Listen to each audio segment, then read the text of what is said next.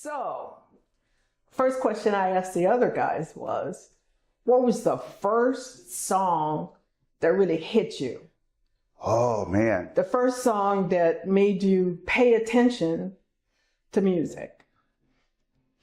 That's hard to say, but if I had to pick one, because my mom and dad had a great record collection. We had one of those, like, pieces of furniture to hold the LPs, and it had like a padded seat on top, and then you open up the padded seat and the albums were in there. And one of my earliest music memories is opening up B.B. King's Lucille album, and it was like a trifold album, and it was just a picture of the back of the guitar. And that was probably the start of my addiction. But I remember the one that really probably stuck out to me the most is B.B. King's How Blue Can You Get? Okay. Yeah. So you got hit with the blues early. Yeah. Thing. Yep. Yeah. As I got older, I didn't want anything to do. I wanted to be a rocker, But then I realized all the people that I thought were rockers were actually really drawn on the blues. And I was like, well, I might as well just play the blues. Stick with the source. Sticks with source. Yeah. So how long have you been making a living from singing and playing the blues? Making a living is but playing it seriously, probably about 20-some years, Yeah. where it was like a serious part of my income and what I was doing. Yeah. What were some of the early gigs? Because those guys were talking about the Chitlin circuit. Oh, wow. And all the stuff, all the adventures they had on the Chitlin circuit. But what was your first gig, venue, early days? Early days, I did a lot of solo stuff, and I played a lot of coffee houses. And so I was kind of doing a mix of stuff then, doing some like contemporary gospel stuff and some blues and some more pop-oriented stuff.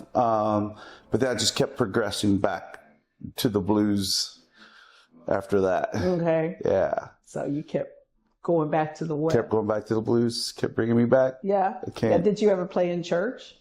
I didn't play like as part of a permanent church situation, but I've performed in church when I was younger. Like Easter Sunday. Yeah. And I was also during that kind of coffee house time, like I said, I was doing a lot of kind of more contemporary gospel stuff.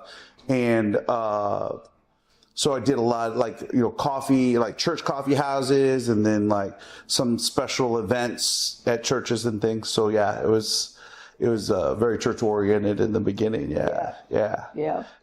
We were all raised. I know, right? Yeah. So what is the weirdest thing that happened to you while on a gig? The weirdest. Because Bernard said some guy in a white suit got stabbed. Oh. And they told him, keep on playing. Yeah. Wow. Well, that's like our friends in the Funky Butt Brass Band. Somebody got a ricochet off a bullet one time at the Oyster Bar. And I said, man, that's the coolest musician story ever. I was like, you could always be like, yeah, this is when I played the Oyster Bar. I got shot. But the weirdest thing, I'm not sure what the weirdest was. Well, what's the most memorable? Other than, normal. I mean, I've had some older couples dirty dance in front of us. That's kind of hard to unsee. Now, that's age is relative. That's right. And the further I get into it, I'm like, you know what? They're just doing their thing. That's all right. Nothing wrong with it. I've had people just come up and ask me questions, like in the middle of while I'm playing. They're like, excuse me. Oh, I'm in the middle of playing. Can you wait? So I've had that happen, but I can't think of anything like super weird. There's probably something that'll come to me after I talk to you. Okay. Okay. All right. So What's the most elegant or grand, or have you played like the ships and the cruises and that kind of thing? So I would say probably like kind of along that line. I went to Germany with Rich McDonough, and we played this place in Germany in oh my gosh, Kaiserslautern, Germany, and it's the area where all the U.S. bases are. So there's a lot of Americans there, but they have a big concert hall called the Fruchthal. And it used to be an actual fruit hall. It was where the market was back like, say, 20s or something, turn of the century. And they turned it into this beautiful concert hall. I mean, it's got these grand staircases that come down. The stage is like the curtains are 2 stories high. It's beautiful. It's beautiful. That is probably one of the coolest places, and I would say on the elegant side, that I've ever played. And everybody that came, so what they did was they had 3 jazz musicians that were extremely talented, and they bring people in from all over the world, and they figure out an arrangement to back them up. So you might have an Iranian folk singer, you might have a Brazilian guitarist, and me and Rich McDonough, we were the like blues guys. So we were representing the blues at this particular event. And these 3 guys backed us up. They were phenomenal. They were just so, and the thing was their understanding of American music was just impeccable. I mean, they were jazz musicians, but they understood all genres of American music and were very steeped in knowledge of it. And the one guy playing organ, I went up to him after the show and I said, I don't know how you learn how to play that. I said, but that kind of organ you were playing, I said, that's what you hear like in a black church on Sunday. I said, your instincts are spot on. I'm like, that's fantastic. And so that's probably one of the coolest gigs I think I've played. Good, yeah. good. What's one of the worst gigs you ever? Oh man. One of the worst. That's hard. There's been several probably. I've played a few places like in areas that probably would have been better suited for just country music. Okay. And I don't think they really wanted us there. They wasn't feeling the flavor. Yeah, they wasn't feeling the flavor necessarily. So that was a little weird. I hear you. So do you consider yourself a St. Louis musician? Yes. Usually most of my promotion and everything that I do, the way I present myself is usually as a St. Louis musician coming, to a particular area or whatever, because I really have a heart for St. Louis, and I feel like our musical heritage is so deep and so many people don't understand. Even people from St. Louis, they just don't know. They don't know, Tina Turner and that Albert King lived across the river in Illinois, and, that some of these really great musicians, Scott Joplin lived here, and wrote St. Louis blues, it's like. No, now I have to correct you because I used to be Miss Scott Joplin House. He didn't write that. W.C. Handy. W.C. Handy, I'm sorry. But it was about his experience in St. Louis. You're right. On the riverfront. Yeah, you're right. And so, even our hockey team, it has the blue note on it, and they're called the St. Louis Blues. And most people don't know that that's because of the music. They don't even make the connection, the blue note and St. Louis Blues. So whenever I say it at a live event, people are like, oh, okay. Yeah. I get it now. Yeah. So I really want to help promote this idea that St. Louis is as much of a music city as Memphis or Chicago or Nashville. We have the history. You could almost any major artist that's touring, they've got at least one St. Louis person either in their band or on their crew. I almost guarantee you, it'd be hard not to find a St. Louis person in there. Because we cultivate a music heritage here that if you're in it, you know, and if you're not, you might not. But we're trying to make it so that the average person realizes that, oh yeah, this music is pretty important here. I hear that over and over again. That's all Bernard and Eric and Kazimu were talking about, that people in St. Louis are blind to their own heritage. Yeah. You know, I mean, I guess it's just how we've presented ourselves over the years. I heard somebody explain it to me one time. They said, you know, St. Louis has a little bit of an image problem, and we do sometimes kind of think of ourselves as the little brother. So we're like the little brother to Chicago, or we're the little brother to Memphis, and we don't have as much prestige as, say, Chicago or Memphis would have musically. And they said, we got to change that. You know, we're not less than. Well, a lot of musicians from St. Louis pack up and go somewhere else and hit big. That's true. And don't come back. So why have you stayed? Well, I just, you know, St. Louis is in the middle of the country. I mean, I can fly. I play music in Mexico. I can fly to Cancun in 2.5 hours and take a half-hour, 20-minute ferry ride to this one island that we like to go to. Isla Mujeres, that's it. Yeah, that's the one. I love that island. It's like you can go as touristy as you want, or you can just hang with the locals and go where the locals eat and where they hang out. And it's super chill island, 5 miles long. You could almost walk the whole thing, you know. It's very cool. And I've played a lot of music down there. And I mean, like I said, I could fly there in less time than it take me to drive to Kansas City. I can be in Isla Mujeres. Let me know next time. Probably February. That's what we're looking at. I'm serious. Okay, I'll put it out there.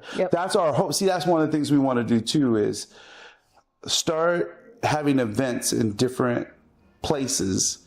And then what we'll do is we'll let people in St. Louis know, and then the ones that are excited about music will say, oh yeah, I'll come to St. Petersburg, Florida. I'll come down to Isla Mujeres, Mexico, or I'll come out to Napa, California. I'll come out and hang with you guys and listen to you play some music out there. And spread the St. Louis heritage. Yeah. Spread it around. We've been working with our friend Chris Leonard from Leonard Wine Company, and he's in the Napa area now doing his farming and his wine production. And he really has a heart for St. Louis music, and you know, mostly the blues stuff, but he likes jazz and some other genres as well.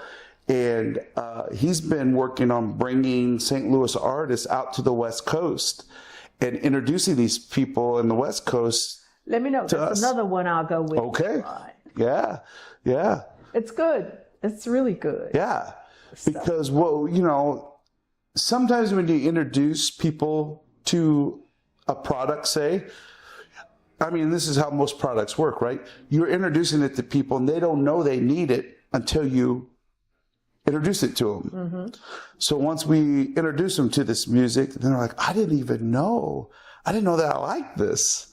You know, it's extreme. If you're a dancer, it's extremely danceable. I mean, it doesn't matter really what kind of dance you do. You can find a beat in this music that, fits what you want to do, you know? So, it's not just one thing. It's a multifaceted, genre that really includes a lot of different kinds of music. Good.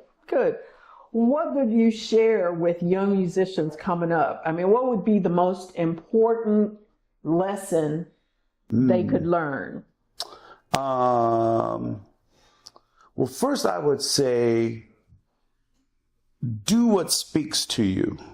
So, like, when I realized that really the blues and blues-oriented music was really at my heart, then that's all I needed to do. I didn't have to be a jazz player, or I didn't have to be something else, you know. hard rock player or something. I just had to do blues. And even within blues, you know, as a musician, you're always comparing yourself to some other musician that you admire, you know. So you always think to yourself, well, I can't play like that person, so I'm not as good. But the truth of the matter is, especially for young musicians, to realize if you do what you do, people will respect that and they will appreciate that because it's you and you put it out there.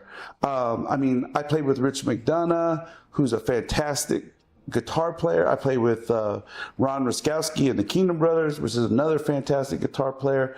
And these guys can play anything, and they play. And I don't feel the necessity for me to play a lead or something when I'm with them because, I mean, they're going to take you over here, you know. But when I do things, people always come up to me and they say, man, I can feel what you're playing, you know. And to me, I'm thinking, oh, well, I play real simple, you know, it's just real simple blues. And they're like, no, man, it's okay. I felt that. I know that you're playing what you feel. I felt that I don't know if you remember, but the first time I ever heard you play. Oh, was that right? I walked up to you and I said, wow. Wow. I don't remember what it was you played, but it was something real deep and soulful. And when you get deep, I like it. Yeah, you know, it doesn't have to be complicated. It doesn't have to be complicated. It just has to be true. Yeah. It just has to be true. Authentic. Be your authentic self. Yep. That's it. And that's my biggest advice, I think, to younger artists. Just be authentic. You know, it's okay to experiment and try new things but always keep a core of your authenticity that's like, this is who I am and this is where I'm coming from. And then you could do whatever from that, you know? Yeah. Yeah. And learn as much as you can about music. Yep. So the art scene in St. Louis, do you think it's growing, or do you think it's stagnant, or do you think it's shrinking? I know we lost 2 of the 3 in the Blues Triangle. Yeah, we've lost some pretty major venues. But I still think, I still think there's potential there to grow. But I just think it's just going to be outside of the box and in a different way than we have in the past. You know, most of us have been doing things the same way for the last 30 years, you know, and it's just time for people to realize that that doesn't necessarily apply. Right. Not everything is gone, but a lot of stuff doesn't apply anymore. I find that doing cross promotions with people, like we were doing, like we have the old police station in Soulard. It's an old Art Deco building from when the government was spending money to construction projects to keep people employed. And so they did a lot of Art Deco things, and the old police station in Soulard is one of them. And there used to be a business there that had a restaurant and an art gallery. Yes, Mad Art. Yeah, Mad Art. So what we started doing was we started doing a combination where there'd be an artist do an exhibit of their media work, paintings and things, photographs, and then we would do music, and then they would have this fabulous food that was like a Mexican fusion kind of thing that they were doing, and a lot of people didn't know about the restaurant. So they would come for the artists, find out about the restaurant and the music. They would come for the music, find out about the artist and the restaurant. So is that still going on? No, they've sold the building, and it's a different business now. So we're not. But I still look for opportunities. That was a big lesson for me in coming together in multi-genre medias. Yeah, multidisciplinary. Yes. So I think because it works for everybody, because you're just like, hey, here's another artist, just a different genre. Here's another artist, and you know, making great food is an art. You know, to get up and go get something to eat. Yep. So we still try to do that as much as we can, and find places where we can do combination things. Yeah. Well, you were telling me earlier that this is what, your 6th gig? Yes. Back to back? Yeah, back to back. I started on Wednesday, Thursday, Friday, Saturday. Today will be 2. And then tomorrow we got to try to travel to Springfield, Illinois for another one in Springfield, Illinois tomorrow. Okay. At the Alamo. So Well, that's a good thing. that's a good thing. That's Yeah. a good thing. Yep. You can hear my voice is a little bit raspy now. Hopefully it'll hold up. Okay. We won't talk to you too much because we want you to be able to sing. Yes, okay? right. That's right. You got to sing the blues. And a lot of times, I feel like, oh man, I don't know what's going to happen tonight. It's like, I can't hardly talk. I don't think this is going to work. I have some cough drops if you need one. Oh, that'd be great. And by the time the show starts, it's like something just kind of changes and the energy level kicks up and it just opens up into something I didn't expect. Now sometimes it doesn't, but most of the time it does. Yeah.